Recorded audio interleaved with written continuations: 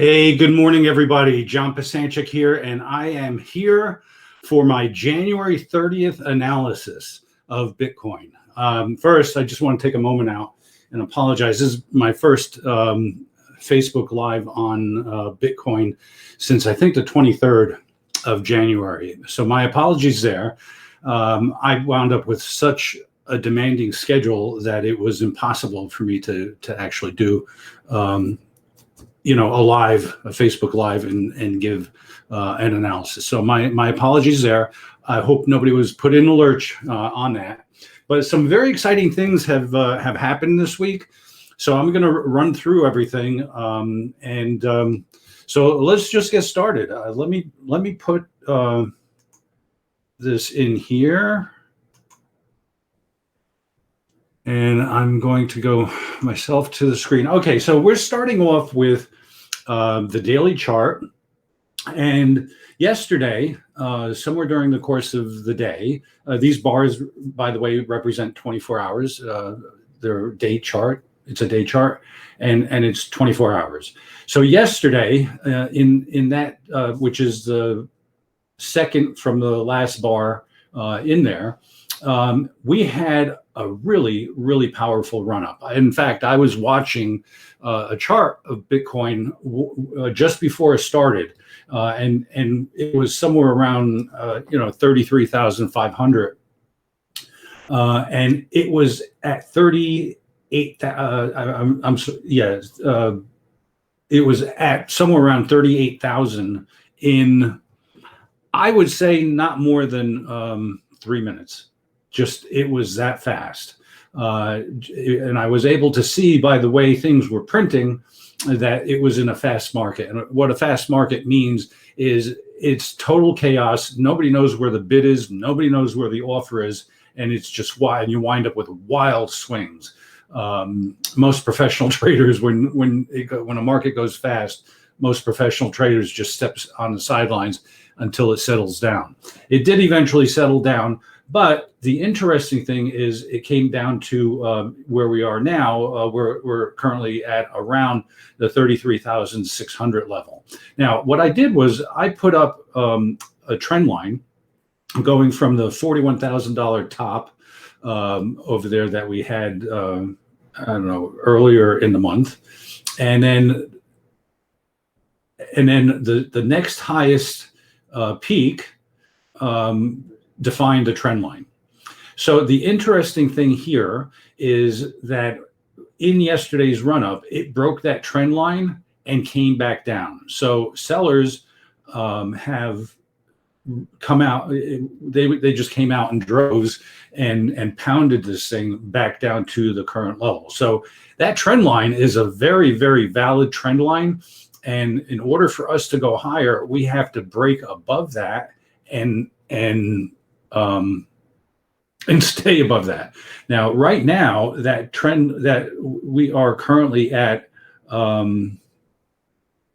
me just put the cursor on here. That trend line comes in today at just around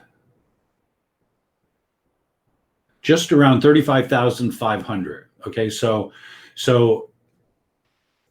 we're a little bit of a distance from there. So in order for us to really move forward, is we have to break that downward sloping trend line. Now, I also have three other trend lines here, and they are very, very important. The second trend line that I'm showing here, which is coming in at I gotta just get my cursor here. It takes me a moment. 31,700. That has been a trend. That has been a trend line, actually a support line that has held multiple times on the daily chart. 1, 2, 3, 4, 5 times. So that is a very valid support line. In addition to that, we have two higher highs. We have a low that was set on January 22nd, and then we have another low on the daily chart that was set on January 27th. and the January 27th low was higher than the January 22nd low. So that defines a trend line. So I put that in there also.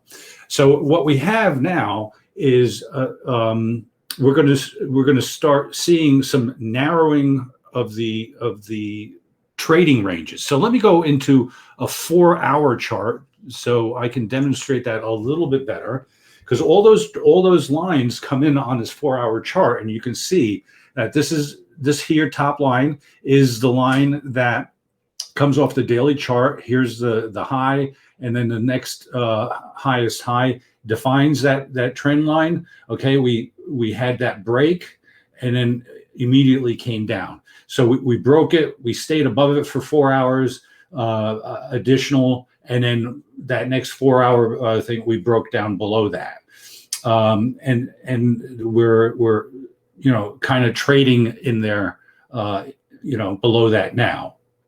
We are, however, trading above the midline on the Bollinger Bands, and that's very, very important.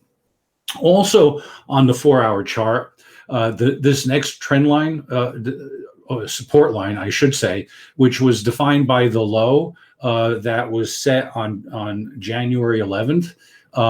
As you can see, going forward, we tested that several times, and it respected it. And the one time that it broke down below it, it then wound up trading back above it. It took 1, 2, 3, 4, 5, 6 4-hour time periods to break above it, but it did in fact break above it. And then shortly after that, we wound up with that incredible rally that put us up over 38,000. So that's the 4-hour chart. So what's very important is that this 31,600 holds on any further downward movement, which would again set a higher low than what we've seen previously. But this overhanging supply line, this resistance line, which is coming in at about 35,700, is very, very important, and we need to see what happens here. And if that holds, then we might start looking at that rally that we had up to 38,000 yesterday. We might look at that as being a head fake. And head fakes are very, very important, because head fakes usually happen just immediately before the real move starts. Okay, so if that was a head fake, rather than a, hey guys, this is what we want to do in the market, if it was a head fake, then those lower support lines are going to be crucial, extremely crucial in what happens going forward. So now going from the 4-hour, let's go into the 1 hour, because that sort of narrows things down a little bit. So you see that we had a lot of volatility here, broke through that downward slope supply line, trend line, from previous back, the daily chart, broke above it and then came back down. We are, however, holding very nicely in the hourly chart the previous highs that we've had. So that's actually a very important thing. In addition to that, the hourly chart is starting to narrow down in its trading range, and volatility is starting to decrease as defined by the Bollinger Bands. So what that means, when volatility starts to decrease radically, it means something big is about to happen. So in the hourly chart, it's showing something really big is about to happen. Whether it goes up or down remains to be seen, because nobody knows that. So whichever way it goes, you've got to keep your eyes on the levels that I had mentioned. In this case, particularly like the 31,600 level, if this swings to the downside, and around the 35,000, what I say it was, around 35,500 on the upside. And then if by chance we wind up breaking through the 31,600 level, then the next level will be just under 30,000.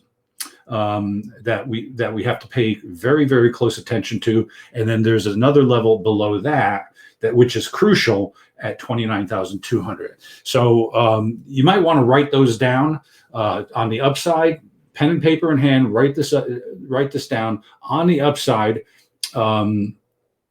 we have like 35,500 as a very important resistance level. Support coming down below would be 31,600. Call it 31,700. Very, very important support to the downside, that if that's breached, we're going to go to just below 30,000, call it 29,800. And if that's breached, then the next level will be 29,200. If that's breached, then we have to take a look at the daily chart. But if that is breached, the 29,200, it's possible we could wind up retracing to about 22,000. But that all remains to be seen. I'm not going to forecast out that far because what we need to do is just pay real close attention to the short term. I happen to be very, very bullish on Bitcoin. I do think that going forward through 2021, we're going to see some radical prices on the upside. I mean, really radical, crazy radical.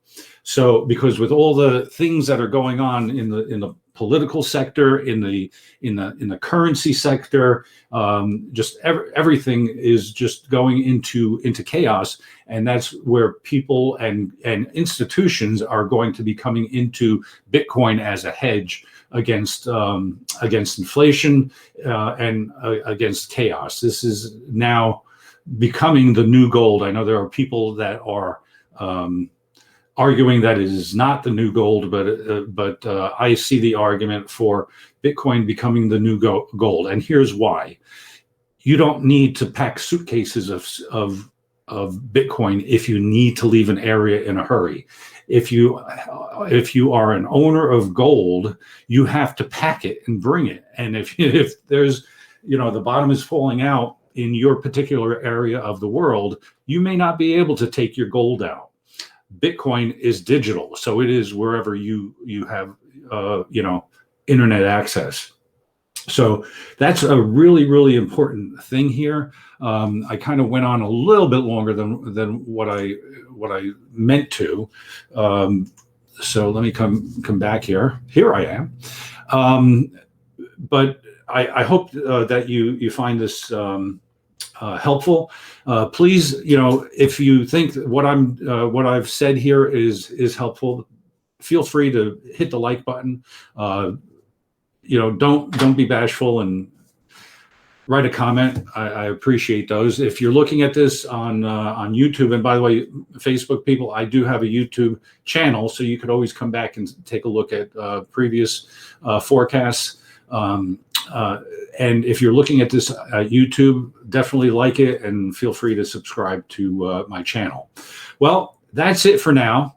I really appreciate you watching me and giving me support from that perspective. And, it's Saturday. It's going to be a beautiful day here in South Carolina. Hope it's a beautiful day, wherever you are and wherever you're watching this. All right. Thank you very much. I love you and have a great day. Bye-bye.